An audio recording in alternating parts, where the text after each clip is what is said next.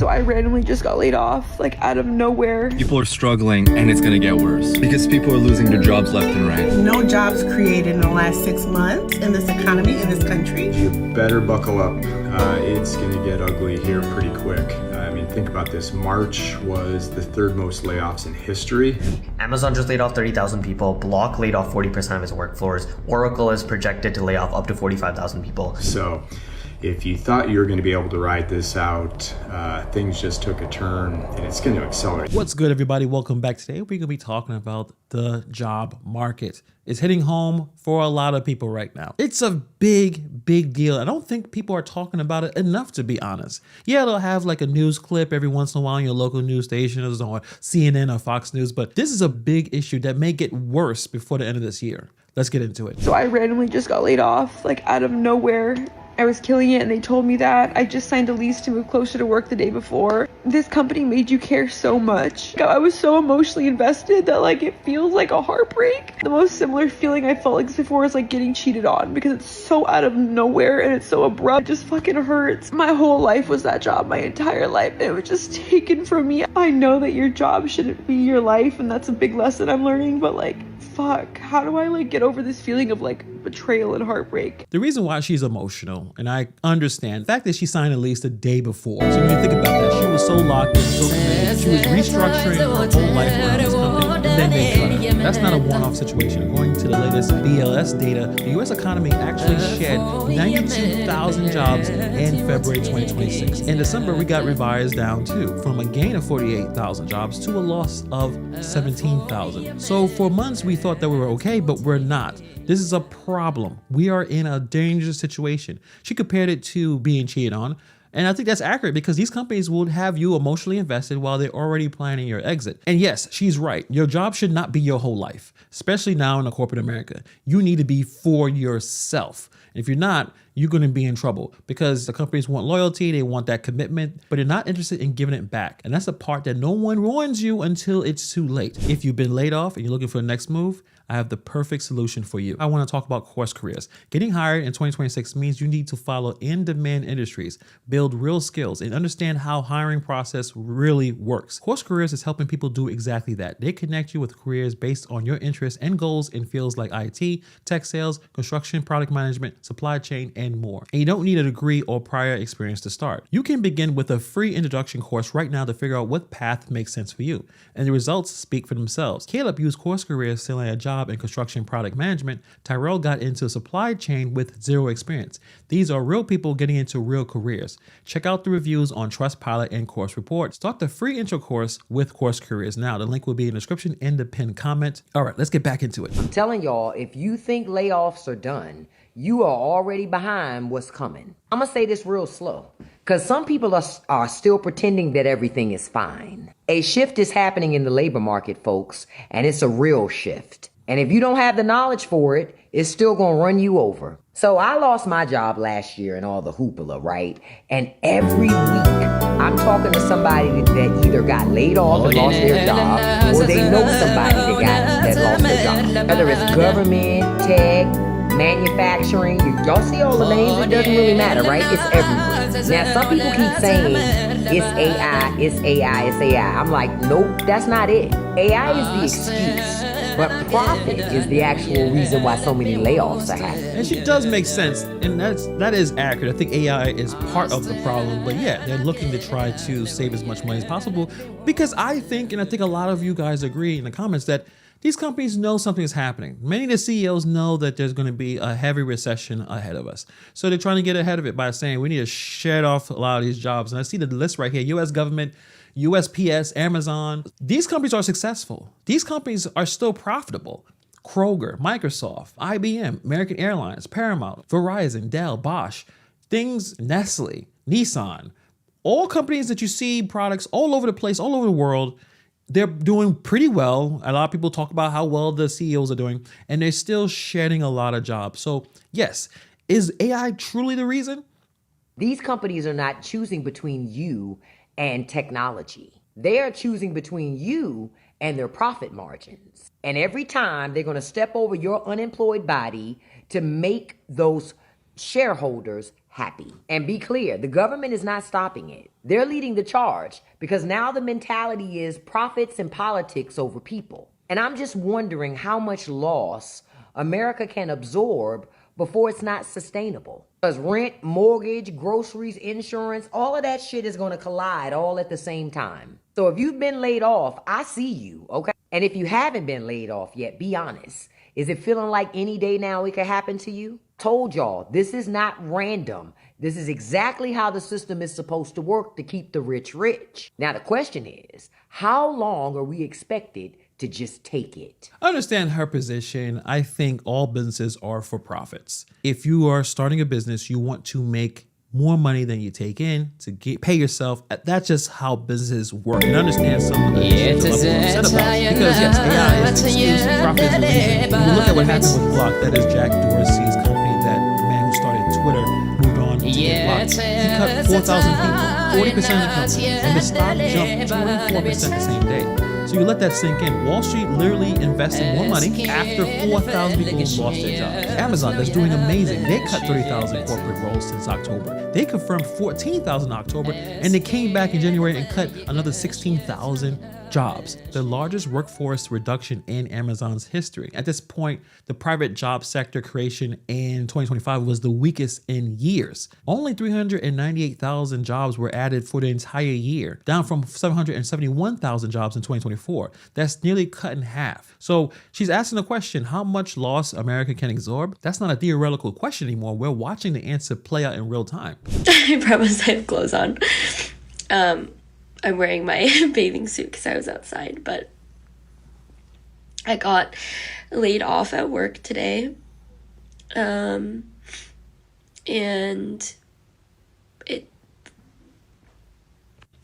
I was completely blindsided, had no idea that I would be getting laid off today. But I was marketing director at a boutique downtown, and they decided to completely dissolve my position, and a lot of that has to do with AI. And I just making this video because I have a lot of emotions and a lot of opinions on AI, and it just makes me sad that we are trading quality for convenience. That's just the name of the game, and it's business and it's financial decisions at the end of the day. But you study so hard and you work so hard at a craft like design, for me, and it sucks for people to devalue that because of AI. And I just want to say, if you are out there, you feel similarly, because AI has just it's taking so many people's passions and jobs, and the need for that community, that need for people with different giftings. Just know that you're not alone, and know that AI will never take away what we have. At the end of the day, who we are, the giftings that we have, the humanness that we have, and they can never rewrite that at the end of the day. AI. So she was a marketing director at a boutique and studied design and built a real craft, and they dissolved her entire position for AI, and she's not alone. The creative industry has been completely gutted right now. So what she said about trading quality for convenience, that's the whole game. Companies don't care if the AI output is 80% as good. They care that it is 90% cheaper, and that math is winning everywhere. That's why we have the term AI slop, where we see that some of the stuff is just not as good as a human being doing it because the people who are creating the AI don't have the same talent. And I'm talking about not the engineers or the developers of AI. I'm talking about the people who are using it. So for instance, if you're a fan of playing video games, you may have noticed that there's some games that people complain about that you can look at the artwork and you can tell that it was made by AI because someone would have an extra finger or a whole extra hand. You can tell that a real artist did not create that. Someone typed in a prompt and they didn't even bother to try to check it. So it's making us even lazier. So this is the reason why we see the downfall of creative projects, because it's so lazy and done. It's not just creative people or marketing directors. Many people are reporting that AI has been explicitly cited for many of the job cuts in January and February of 2026. The tech industry alone saw 33,000 jobs in just a couple of months. a 51 increase from the same period last year. When she says you're not alone, she's telling the truth. Some of the skills that you built, the degrees that you earned, the years that you put in, companies are telling you that that's not enough anymore. Not because it's true, because they found something cheaper. And that should make every one of us uncomfortable, because what happens when convenience replaces quality everywhere? Hopefully that we can actually vote with our dollar when we see AI slop or AI garbage, saying, hey, you know what? Is it worth me paying for this? Did the person actually care about what they produce? If we see a little bit more of that, maybe some of these companies will realize that you still need a human being to bring some level of a soul into some of these projects to make them make sense. Hey, real quick, if you're watching this and this is resonating with you, do me a favor and hit that subscribe button if you haven't been subscribed yet. We are going to stay on top of this financial stuff so you don't get caught off guard. Just a quick plug. All right, let's keep going. I think a good number of people on the committee are concerned about is just the very, very low level of job creation. If you adjust what has been the trend job creation over the past, let's say, 6 months, if you adjust that for what we think, our staff thinks, is the overstatement due to overcounting, effectively there's zero net job creation in the private sector. Listen, I told you guys it's economic warfare. I gave you guys that heads up last year. Not only were no jobs created in the last 6 months in this economy, in this country, but now we've got over thousands of businesses closing, from Joe's Crab Shack to Noodles and Company to Wendy's to Torchy's to Denny's to Jack in the Box, Popeyes, Smoky Bones, Pete's Coffee, Houlihan's, Cheesecake Factory, Hardee's, Arby's, Red Robin, Pizza Hut, A&W. Wait, Red Robin is still around? I don't know what Torchy's tacos. Hardee's. I haven't had Hardee's before. I'm hungry. It must be the reason why I stopped, just because I'm hungry. Let me continue.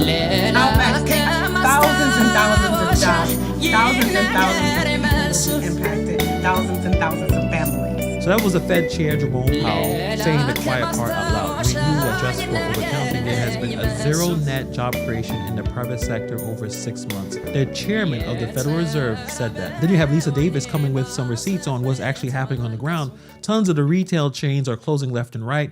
And she's right about the domino effect. When jobs disappear, spending slows. When spending slows, small businesses die first because they don't have the cash reserves like Walmart and Home Depot have. The BLS confirmed it. Private payrolls shed 86,000 jobs in February alone, when they were expected to have that net gain. And here's another number that should scare you. Job openings dropped to 6.9 million in January, with annual layoffs, and discharges jumped to 1.2 million in 2025 to 21.2 million total.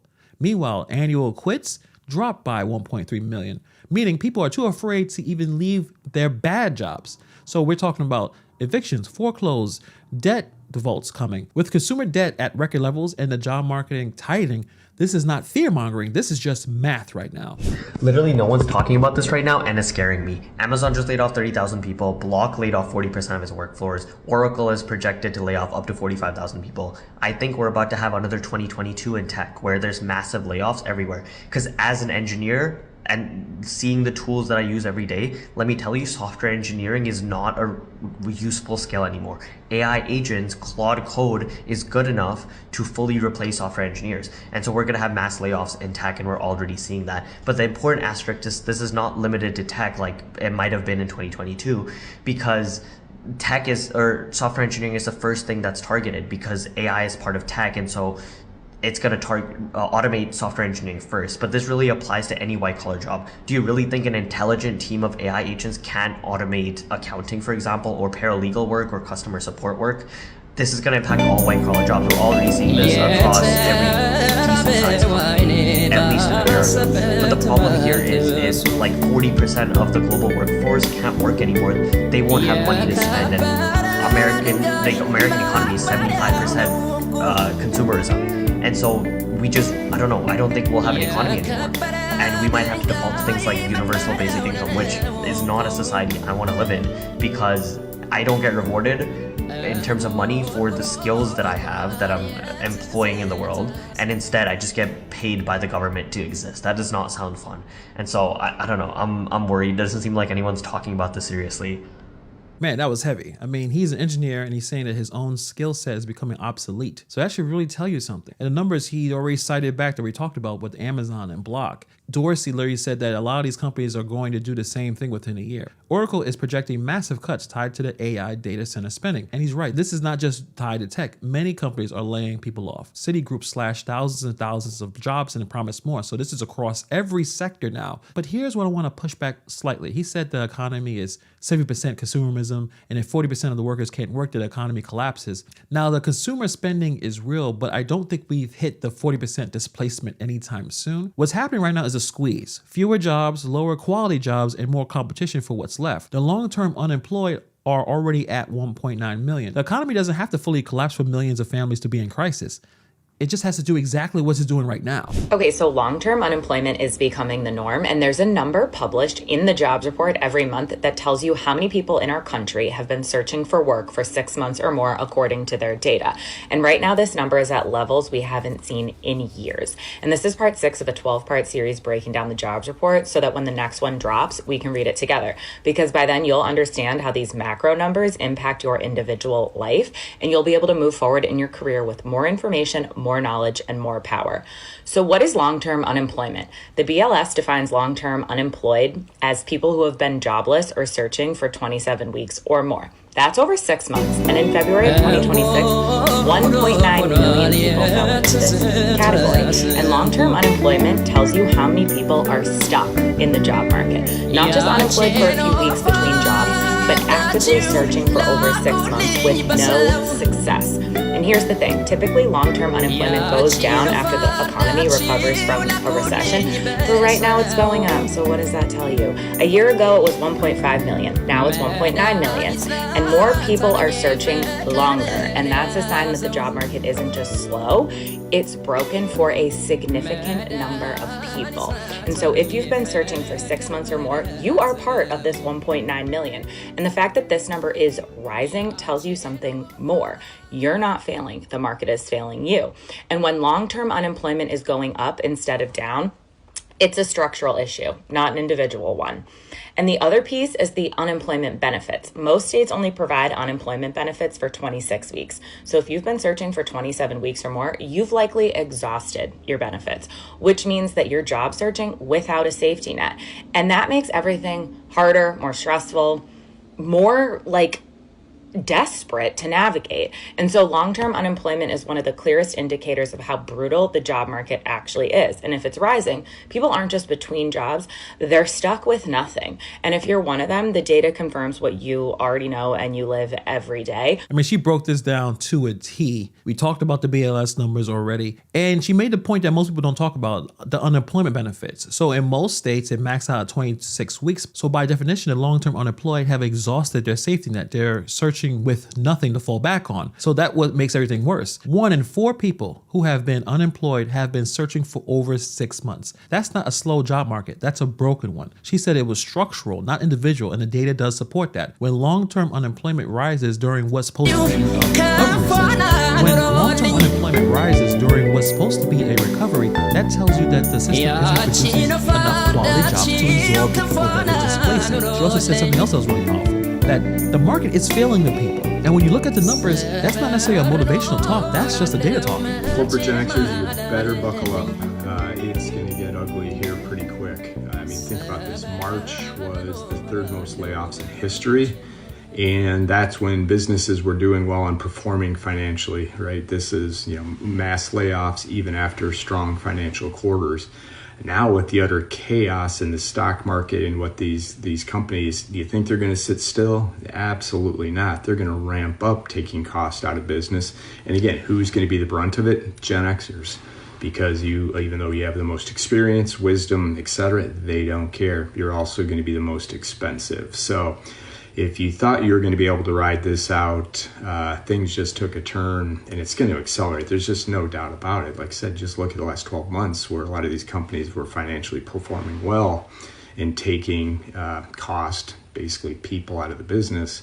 It's only going to ramp up. So if you haven't made your plan B, I would highly encourage you. He's directly talking to the Gen X. So if you're in your mid 40s to late 50s, you are the most experienced person in the room.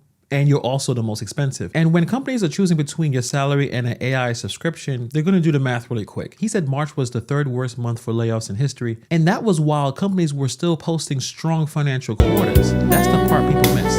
These aren't struggling companies making desperate cuts. Amazon's revenue was strong when they cut those jobs. Block's business was actually doing well. So his advice about having a plan B is solid, but let's take it further. In this market, your plan B needs a plan B, whether that's building a side income or learning to leverage AI tools yourself instead of being replaced by them, checking out course careers, diversifying your skills. Sitting still and hoping your experience protects you is probably the riskiest play you can make right now. People are struggling, and it's gonna get worse because people are losing their jobs left and right. But the February job numbers came out, and Canada lost a net 84,000 jobs. And the title sums it up: simply brutal.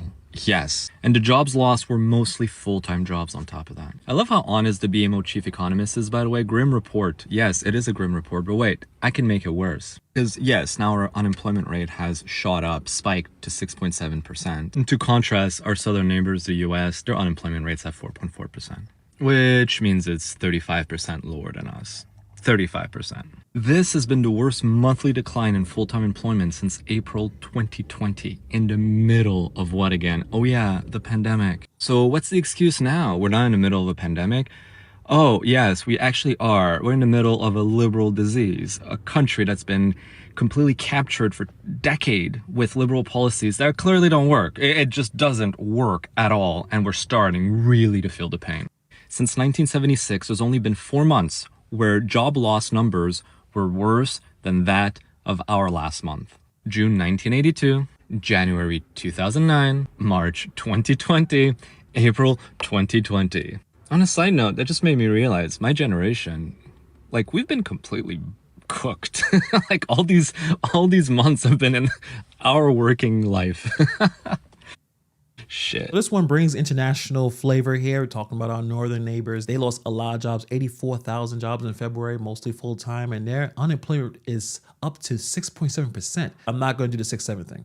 Compared to 4.4 in the US, the worst monthly decline in full-time jobs since the pandemic. Now, he wants to put the blame on liberal policies, and look, you could debate politics all day. This is not the point of this channel, but what I think is more important than the left versus right is the pattern. Whether you're in the US or Canada, whether you're in a Democratic administration or you're in a liberal one, the workers are getting squeezed, regardless of where you are. It's facing the same issues: the AI displacement, corporate cost cutting, the job market that rewards the shareholders over the workers. He listed the only month since 1976 where they had a worse situation. Every single one of those was a crisis period. So what does that tell you where we're hitting those numbers now without a recession officially on the books? It's telling you that the system is breaking in ways that the traditional labels don't capture. And whether you're in Toronto or in Brooklyn, the pressure is real and it's coming for everybody. So I know these videos were a little scary, and I'm not here to scare you, but I'm here to keep it real. Everything that we just watched, from the woman who just signed the lease before she got cut, from the Fed chair admitting 0 net jobs, to the 1.9 million people stuck searching for something with no safety net, this is a pattern. And a lot of people on top are making some money off of it. So what do? We need to stay informed. We need to build skills that cannot be easily replaced. We got to stop putting all of our eggs in one company's basket. And we need to keep the pressure on the people who are making these type of decisions. And that's what we do here. If you got value from this, hit that like button. If you're not subscribed yet, what are you waiting for? Hit that subscribe button and let me know what you guys think about this story in the comments below. Thank you for taking time to watch this video, and I'll see you guys in the next video.